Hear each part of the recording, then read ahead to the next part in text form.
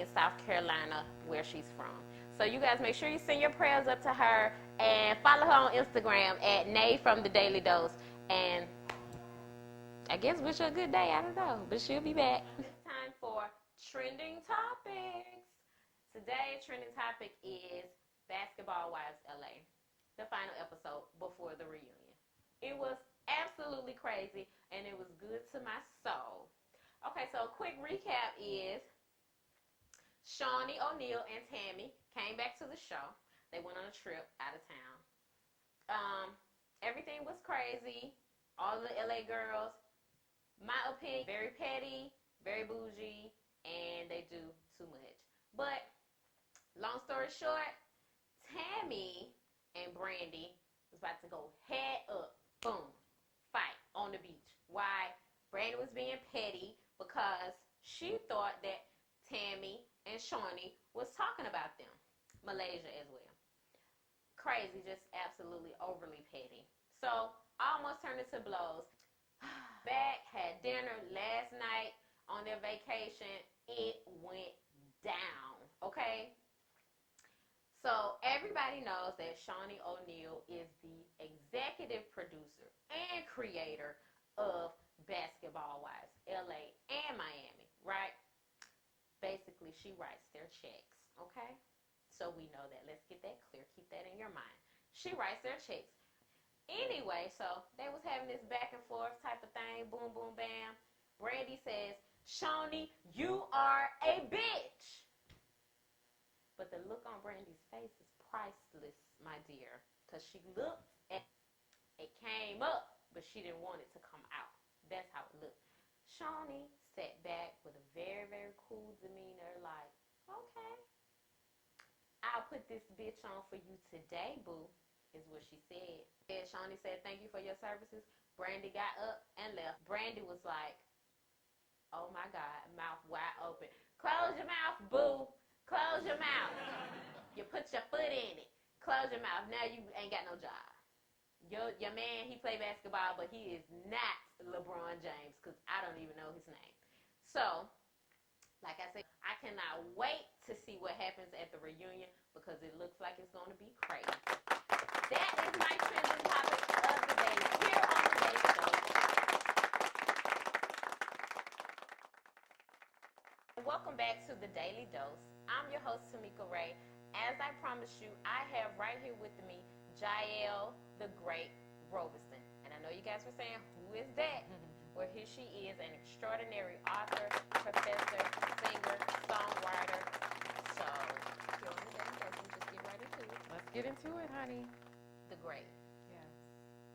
What made you call yourself the Great? Okay, that is a great question. I get asked that all the time. Well, I am a believer in creating your worlds with your words, because we are children of God and we are co-creators.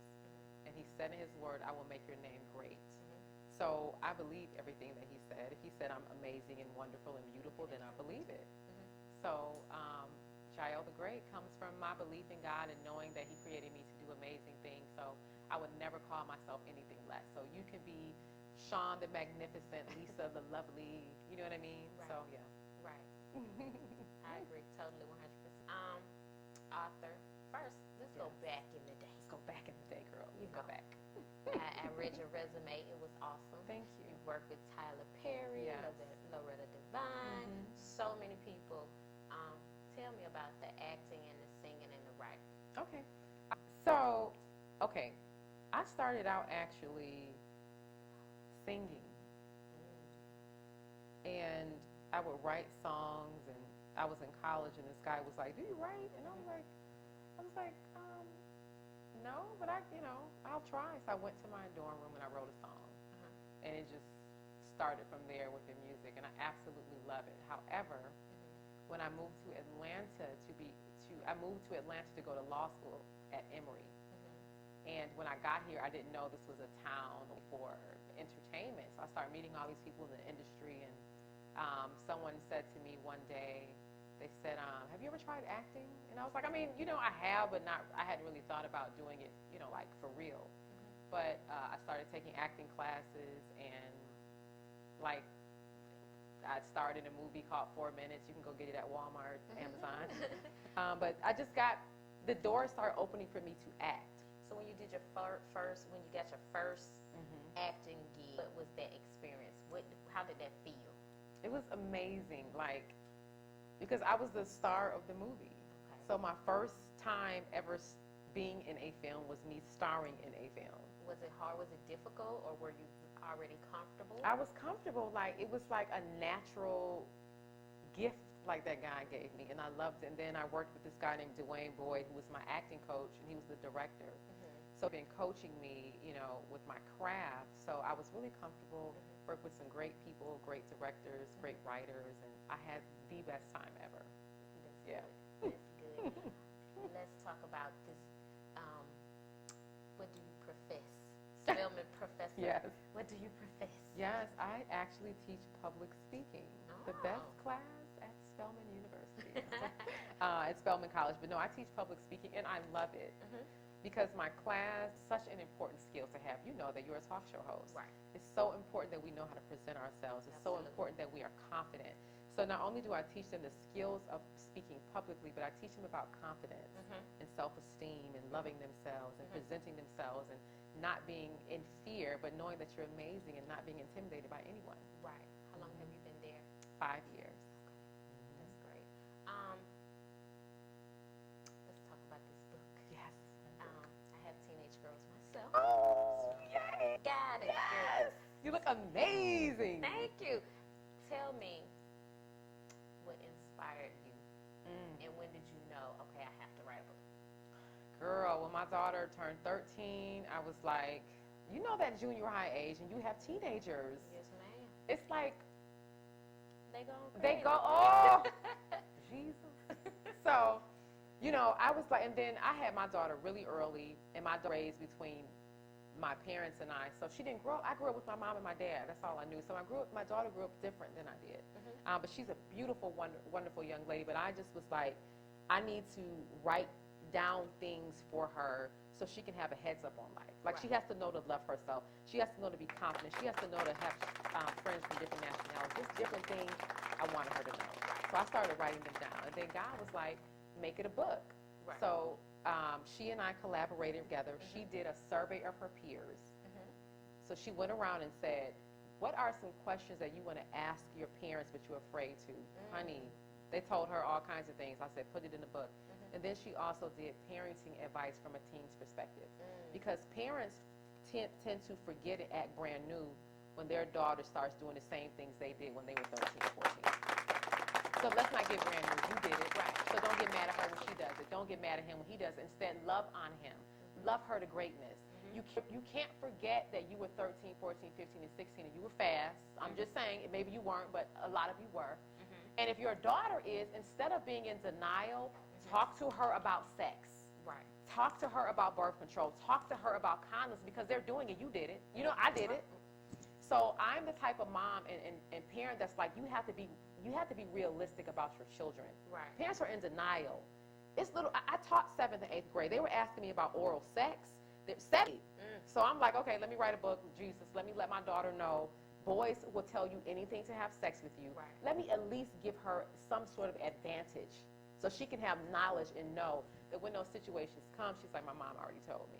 When you say, yeah, we all did it. We all did the dirt, the teenage dirt, and they think we don't know what they're doing, and we know everything. Yes. But what was one of the hardest, prior to this, one of the hardest questions that she asked, and you just, it baffled you, you really just couldn't answer? I think for me, it wasn't so much a question. It was the fact that, remember, like I said, you know, I had my daughter very young. So I don't know your experience with your child's father, but mine was interesting. So I had to learn not to be emotional of my relationship with him. You know what I mean? And not speak negatively about him. I had to really, really try to not do that. I think that for me was my biggest challenge. Like, Yeah, because it's Do hard. you know what I mean? They're It's not hard, doing what girl. they're supposed to It's do. difficult, And it all falls on your and shoulders. it falls on you. And then she's a child; she doesn't understand. And so that part of dealing with, her father, and my relationship with him, and that for me was the most difficult. So, now, we've gotten past all that. Yes. Tell me about, when did you decide to become a motivational speaker? Okay. I was doing radio for this station called The Light, and it was it is a Christian station, syndicated, so of course that means we were heard everywhere. And go to, so people would call me to come speak, to come host, speak at churches, speak at all these types of events, and I loved it. Like, I absolutely fell in love with being up in front of people and speaking life into them. Did you have to go through training, or was it just a natural thing? It was just a natural thing. Like, so you've never done training? Never done, not for speaking, no. Not outside of taking classes in college. Okay. And then? Toastmasters. Oh, yeah, I heard about that. But, I just loved it. That's good. Yeah. I heard it paid good. It does, right? It really does. It's a good. blessing. I love it. Now, you work with Les Brown. He's one of my favorite. Isn't he awesome? Favorite. His story is amazing. But I love him, like, daily. It's a daily thing. And tube and stuff, it's the same stuff. Yeah. But it never seems to get old. It doesn't, because just like we get up and eat every day, we feed our body every day, we have to continue to feed our mind daily. You can't listen to a motivational speech one time and think you have it, you won't. Right. It has to be, because there's so much at us every single day. You have to constantly feed your spirit, man. You have to constantly feed your mind. You have to constantly read positive things and listen to positive things, or it'll die just like your flesh. Like, if you don't feed it, it dies. Right. Yeah, that's a thing that I did Les Brown. A couple of others, but he is the one that I can kind of relate to. I'm more, you know what I'm saying? Yes. I can really relate to him. I feel like, okay, I know him. Like, the stories that he tell, I can relate. Anyway. I love it. I guess it's from being a country girl, so I don't know. But, yeah. Yeah, he was a blessing to work with. That was such a blessing. So what was the process on publishing? Self-published? Self-published, yep. It's a grassroots movement. My daughter and I are doing it on our own. We are excited about it. We just let people know anything you put your mind to, you can do it. Absolutely. So there was a time when there was no such thing as a plane, a train, or anything. But one day somebody said, I want to do this, and they did it. So there's nothing that you can't do. It doesn't matter if you've never done it before, it's okay. Somebody never built a plane. I tell people all the time, but they did it. Right. So if you want to write a book, it takes a long time, that's okay it's too. okay. Yeah, it's not supposed to be fast. It's not. Anything fast is microwave. And it's probably bad for you. Right. Absolutely. I agree. I don't do microwave. I had a microwave in a long time. Oh, that's so good. So how do you heat up your stuff? You just in the oven. I love it. It's because you know what? That's patience. Yeah. Yeah. But it tastes and discipline. Better, like you might have just cooked it. Right. It's a different taste than from the microwave.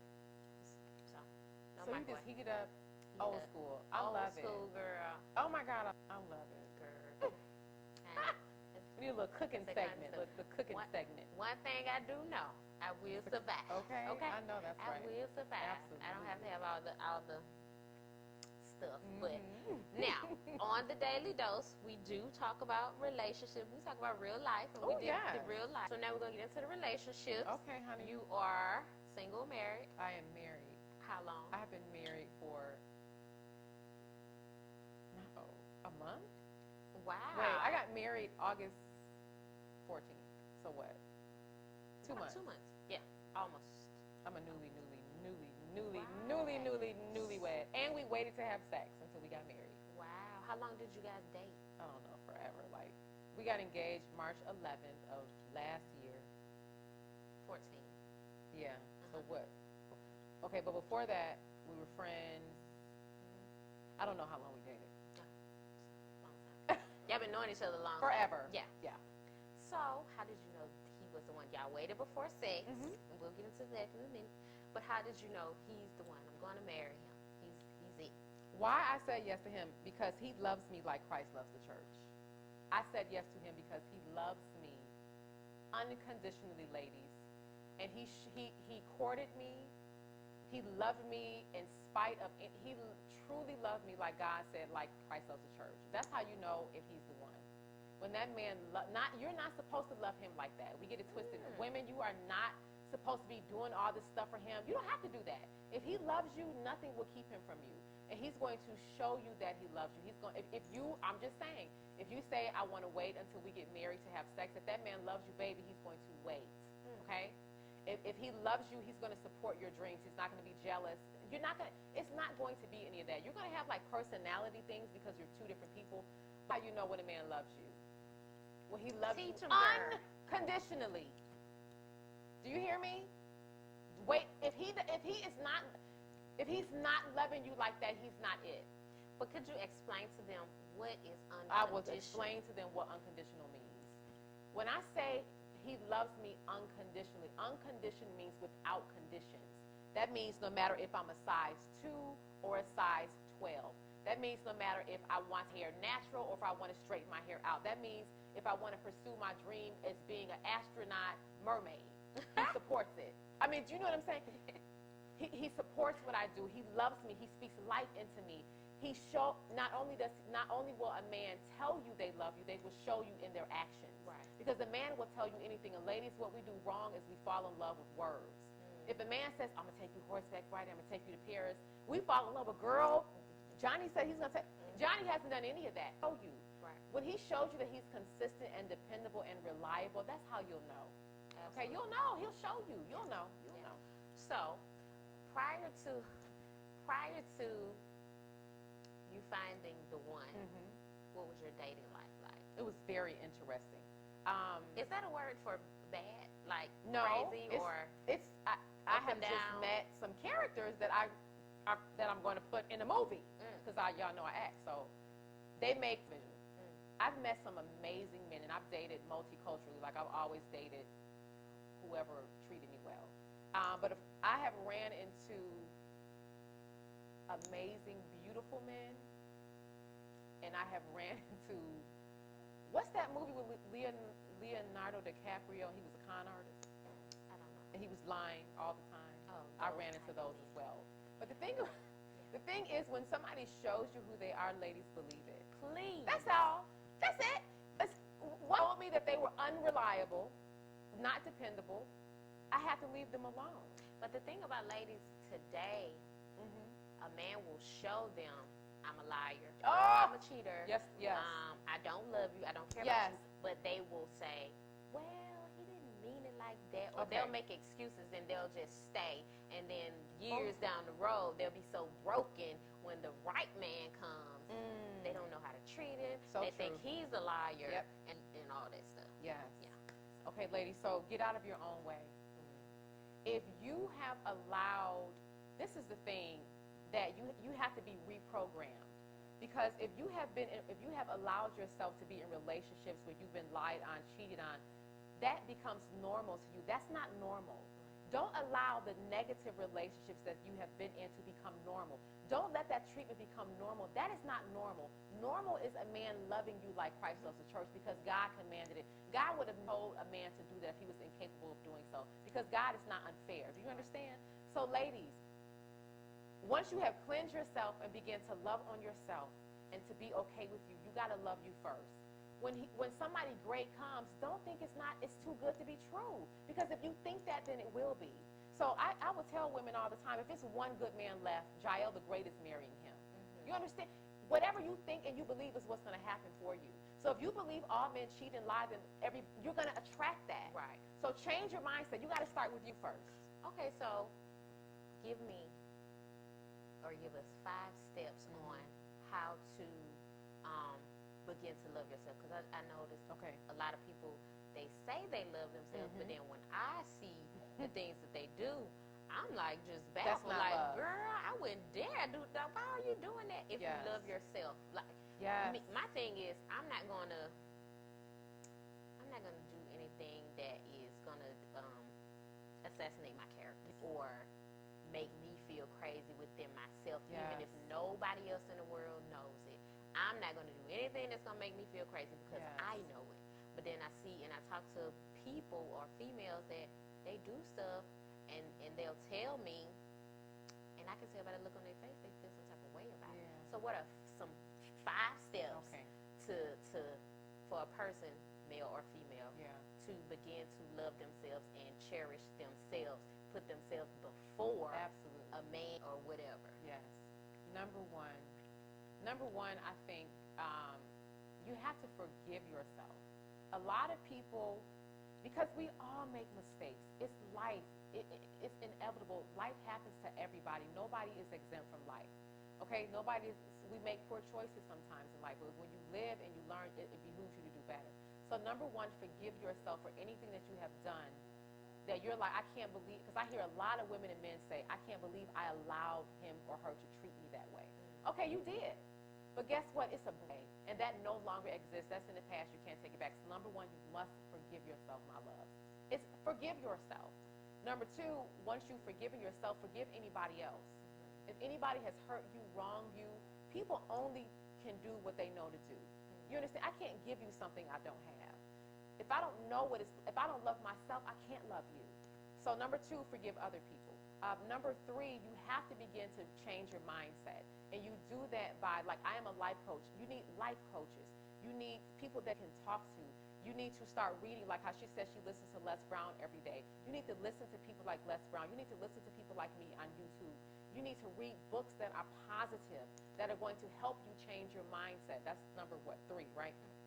Number 4 is take care of your body. It's very important for you to eat healthy, for you to, take care of yourself. So work out, even if it's 30 minutes of walking, take care of your body. Now, I guess number 5 would be, after you do all that, that's when you can really begin to speak life over yourself.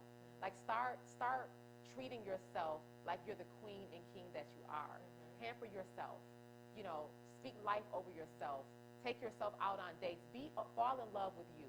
Number 5 will be fall in love with you. Well, I'm going to take it a step further and add number 6. Stay away from negative people. Please stay away from negative people. Any let's talk modern day. Anybody that's hating on somebody, every time you talk to somebody, they gossiping about somebody else or talking down or negatively about somebody else. That's not a person that you want to be around, but you don't want that because it'll go from one person to the next. So stay away from that. That's my opinion. That's a good one. I love it. I am so glad you came today. I'm so glad that you have me on here. I'm so honored. Is there anything else you want to talk about, girl?